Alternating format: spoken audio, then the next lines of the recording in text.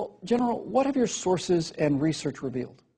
We just received word on, which is newsworthy, nobody else has released this news, is the fact that a submarine docked in Beirut a little over a week ago, a Soviet submarine with an Iranian flag. Probably that submarine came out of the Russian Baltic Fleet. But anyhow, the offloaders had gas masks on and hazmat gear, indicating to me that some form of chemical weapons are being offloaded from the submarine to the control of Hezbollah. Okay. The other indication are the recent reports that have been out there of the more advanced Scud missiles being shipped from Syria to Hezbollah control in southern Lebanon. And we did receive some pictures of where those Scud sites are located.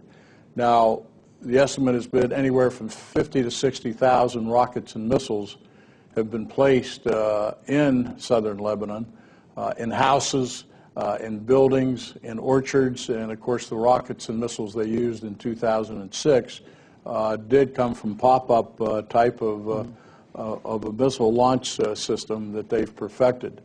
Now, along with that, we also have the reports of the tunnels that have been dug from southern Lebanon under the fence into northern Israel, much like they did along the Philadelphia line, as you remember, from Gaza into Egypt. So that tunnel technology now to put through hundreds of young, trained Hezbollah young men and possibly women through the tunnels into northern Israel. What can you say with some certainty is different in terms of what is going on the ground in Lebanon right now? What are some of the things that you're seeing on the ground in Lebanon? And we'll deal with the actual attack speculation in a minute.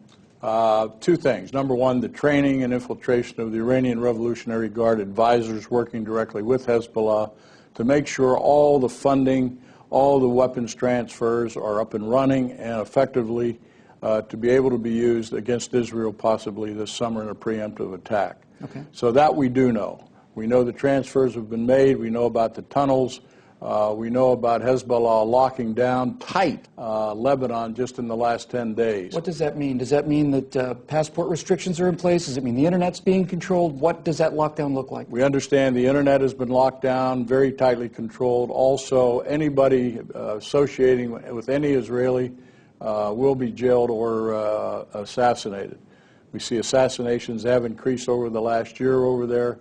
So this tight network that Iran controls with Syria and Hezbollah has some of the other factions in Lebanon very worried, such as the Christians and the Druze who primarily occupy the northern part of Lebanon. Strip, we saw a lot of homemade rockets, but Scud missile is not a homemade rocket. A Scud missile is a fairly sophisticated intermediate-range ballistic missile and carries a significant wallop. It's not terribly accurate over long ranges, but it brings a lot of pain to wherever it lands. You say you see signs of Scud missiles in Lebanon? Yeah, it's been reported, of course, 2 weeks ago, and this was out in the news about Syria transporting those weapons into the Bekaa Valley and areas of southern Lebanon, and we do have some pictures that were taken on the ground of those locations. Now, these Scud missiles are advanced. We estimate the ones they have now 450 kilometers, which means they can hit almost any main city in Israel, okay? And along with the others that they've already used, they can rain terror down on Israeli cities and towns. This is something that we can certainly put our finger on. They did, in fact, rain terror on Israeli cities and towns back during Gulf War, when they were, of course, being launched from Iraq under Saddam Hussein.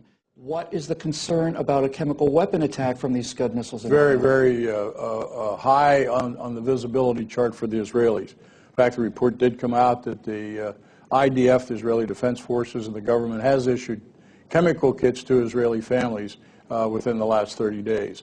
So the Israelis know something's going on up there, something very serious.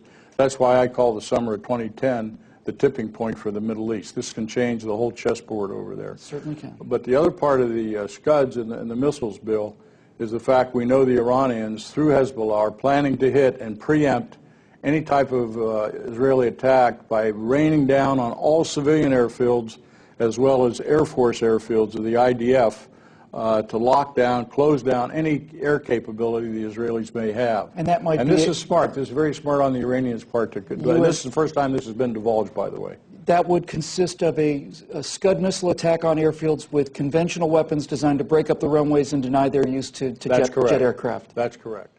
Here's the challenge of the Israelis right now, and this is why we want to get the word out, is that the targets that have been identified and updated by Israel on not only the nuclear sites in Iran, but the regime targets, Iranian Revolutionary Guard, command and control, port type capability, anti-missile systems that the Russians we know are giving Iran. All of that capability that the Iranian Revolutionary Guard and the Quds Force has will be part of the targeting, I feel, of the Israelis. So it's going to go beyond just the nuclear sites.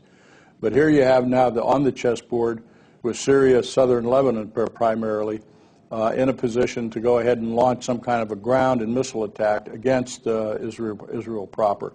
So that's the new chessboard. And so this is a full-blown effort by Iranian proxies and Iranian partners such as Syria. And so that's why I want people to understand this whole chessboard has changed this year. That's why I say 2010, the summer 2010 is pivotal. It can change the whole world. The rocket attacks that we saw from Gaza are essentially a nuisance, certainly more than a nuisance if it's your house it lands on, but in a wider sense, it's a nuisance. Scud attacks on airfields, and especially chemical weapon attacks, this is a whole different order of magnitude that we're talking about Absolutely. Now. Absolutely, Bill. That's why it's so serious. That's why we've got to get the word out. What Iran is doing through its proxies in Syria and Syria through Lebanon is they are trying to make it crystal clear in the mind of the Israelis that if they should launch this strike against those nuclear facilities, then there's going to be hell to pay for it. We're going to launch conventional attacks on your runways. We're going to launch suicide bombers in by the hundreds or thousands to attack your civilian centers, and we may decide to do wide-area chemical weapons attack. Do you think they're bluffing?